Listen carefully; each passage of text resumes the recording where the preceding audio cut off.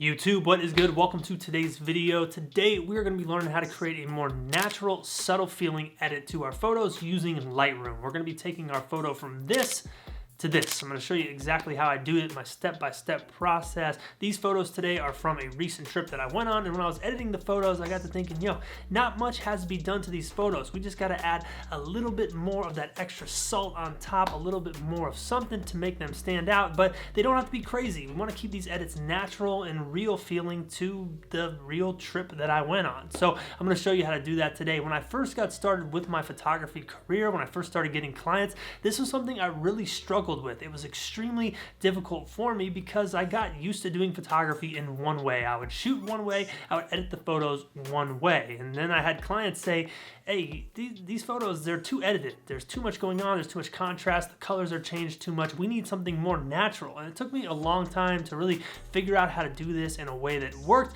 and still had, some flair to it. You don't want to just give somebody a blank raw file. I think those are boring. Some people like them, and hey, if you're one of those people, that's cool. But for me, there needs to be this fine balance between too much editing and no editing at all, and that's what I'm going to be showing you today, and I'm excited to do it. The first thing we got to talk about is the tone curve. We're going to jump into Lightroom. I'll show you what I do. If you enjoy the video today, do me a big solid. Hit that thumbs up button for me and hit that subscribe button. Let's get to this edit, tone curve. Let's get it.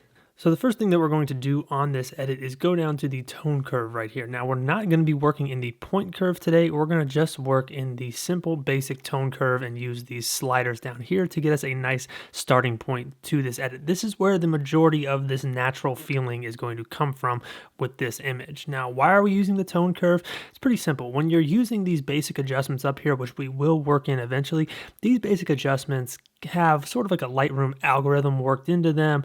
They're more of smart tools. They don't fully adjust the highlights and fully adjust the shadows, whereas the tone curve is the most basic adjustment to these things. If you slide the highlights up, all the highlights get affected. If you slide the blacks up, all the blacks get affected. It's very simple, and you draw in a curve by moving these around accordingly. See how the line is now moving?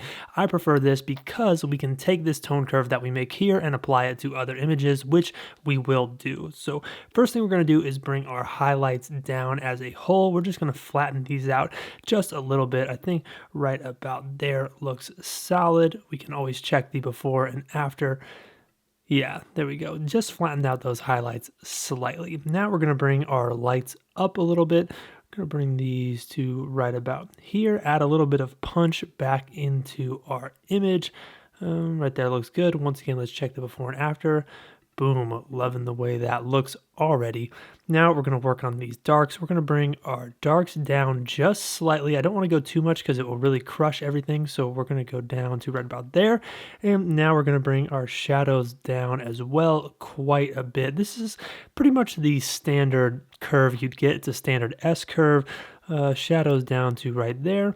So there we go. Notice how we brought our shadows down and we brought our highlights up. Once again, that standard S curve. I think this looks fantastic. So simple, so easy. You can literally copy this and put it on your own images. I could have sold y'all a preset, but I'm a nice guy and I did not because presets are ripoffs. Anyways, though, let me show you what I was talking about. You can right click this, go to settings, copy settings, select none, select the tone curve, copy, and then you can bring it over to another image. You can right click, do settings, paste settings, and now paste that tone curve onto another image. So now these two images share a similar tone curve, which is great because you can create a cohesive set of images that all have the same starting point and the same starting general feel, which is really nice to keep your style consistent through a set of images or through all your photos, however you want to use it. So the tone curve is done, and for a lot of you, you might think, hey, this is it, this looks great. If you're one of those people, awesome. But now we're gonna make a few more adjustments in our basic adjustments. You can copy and paste that tone curve all you want. It's gonna keep a consistency amongst your photos. These basic adjustments, however, can vary from image to image because like I mentioned, they're not a straight up one size fits all thing. They can vary from photo to photo because they're more of a smart tool in Lightroom. So let's jump back into Lightroom. I'll show you what I do with these basic adjustments from image to image. So with these basic adjustments, we're not going to do anything too crazy. We're just going to make some minor tweaks to this photo. The first thing we're going to do is work on the white balance. Now you might look at this and think, that looks totally fine. I like the cool feel. And and that is all good. It's up to you. Me personally, I was here when this photo was made. I know what it looked like in real life, and it did have a little bit of a warmer feel. So I'm gonna bring our temperature up just a little bit to the warmer side. Right around there looks totally fine. So we'll leave that as is. Has a little bit more of a warmer, actually sunny feel as opposed to the cooler feel of the shadow of this patio earlier. So now what we're going to do is change around our highlights, shadows, whites, and blacks. Now, one trick that I like to use when I'm working on these is I like to hold down the Option key to get this gradient right here. Now, when you're working in the highlights and when you're working in the shadows, you're going to get two different colors. So anything with the shadows that's black is considered being clipped. So if you're bringing your shadows way down, you're going to lose all your detail and you're going to clip off those areas that are now colored. Same thing with the shadows, just the opposite. If you're bringing your shadows up, anything that's white or colored is going to be clipped, whereas anything black is going to be properly exposed and totally fine. So what we're going to do here is I'm going to hold down the Option key on my highlights and I'm going to bring these down just a little bit to remove most of the clipping. I think right about there looks good. Going to bring my shadows up to the point where most of that clipping is gone. Think right about there. Right about there looks good. Gonna do the same thing with my whites. See, I don't mind there being a little bit of clipping out in the details on the patio, which you can see right there, but I don't want any clipping in the sky. So the minute I see some white clipping up on the top right in that blue, I am going to stop. So right there, we're good.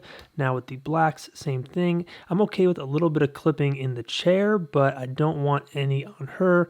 We're gonna get rid of most of it. I kind of want to soften up this photo. So right there, cool. Now this is once again a matter of complete personal preference, but for me, that's how I like to do it when I'm going for this more natural feel. I'm not pushing these highlights or shadows or whites or blacks past a point that is considered natural to the photo. We're not really blowing out any highlights. We're not really crushing any shadows. We're keeping everything very neutral. And that's one good thing about that Option key. It allows you to see what areas of the photo are really being affected. So you know, I'm not going to make this very large adjustment because it's going to come off unnatural. For example, let's do this shadow. Let's hold down Alt and we're going to bring this way down and crush a bunch of our shadows.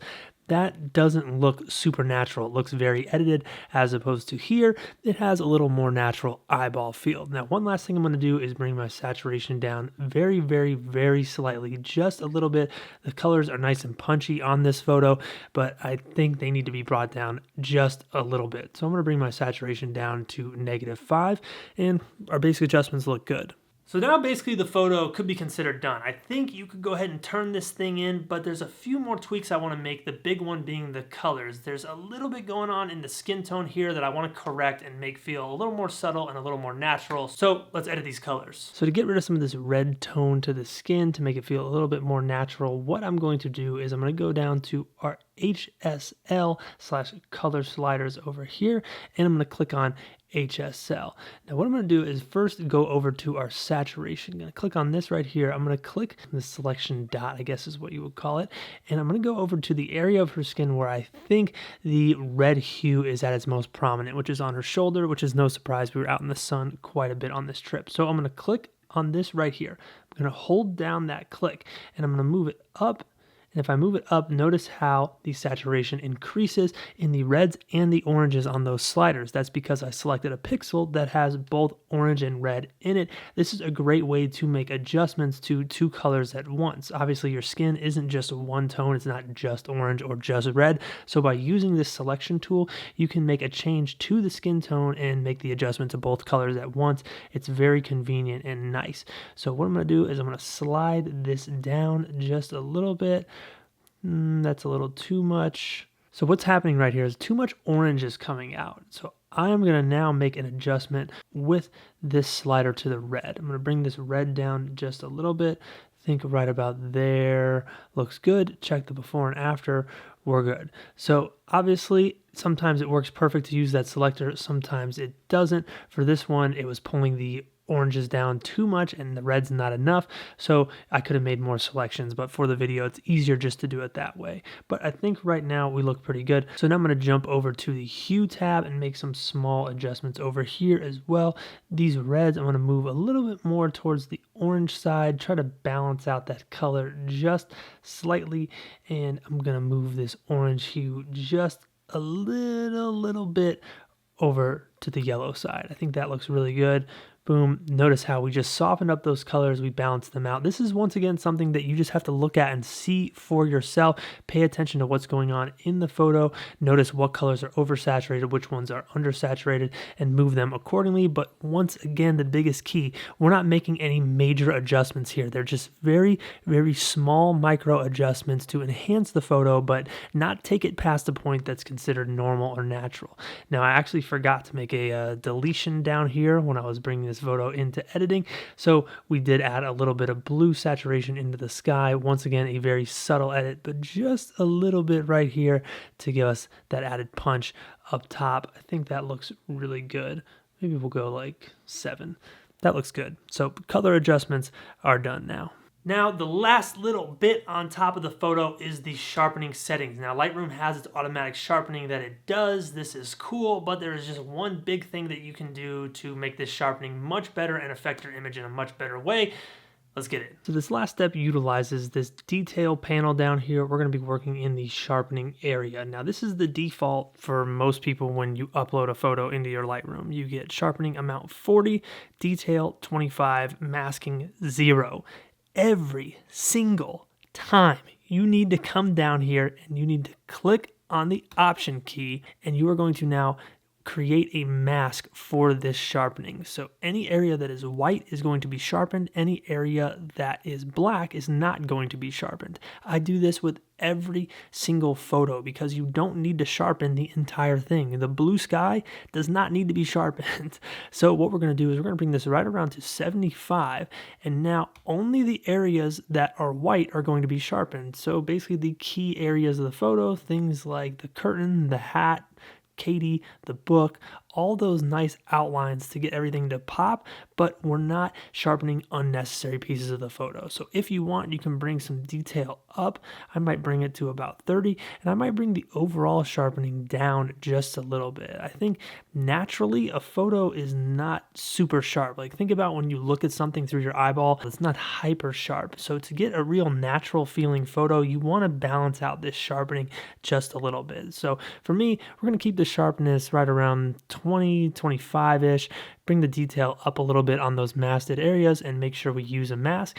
And it's simple as that. And there we go. That is it for today's edit. Now, there's a few other things that we could do here. One thing we could do is crop the image a little bit. I think we got a little bit too much negative space at the top of the photo. Bring that down. And one other thing we could do if you wanted is you could bring the general contrast down to kind of flatten out the total contrast on the image and give your histogram a little bit of a bump in the middle. Now, this isn't something I want to do. I edited this photo to look the way I wanted it to look, but if you follow all the steps that I gave you today and you say, you know, this just still has a little bit too much contrast, a little bit too much punch, you can slide that down and give yourself a little more of a subtle feel. Once again, a lot of this is subjective. It's all about what you think looks good, but this is the process that I use to get the image to a place where I like it. So I hope this video helped you out. If it did, like I mentioned at the beginning, hit that thumbs up button, hit that subscribe button for more photography videos. Feel free to request anything in the comments about other editing tutorials you want to see. It's been a hot minute since we made one on this channel, and kind of want to get back to it. But that's it for me today, y'all. Thank you so much. That is how I create a more subtle, natural feel on my edits in Lightroom. Take it, do it on your own photos, and if you happen to post it on social media, feel free to tag me in it. I will try my best to see it. It can be difficult at times. Greatly appreciate it. Thank you guys. Once again, y'all are the truth. See you next time.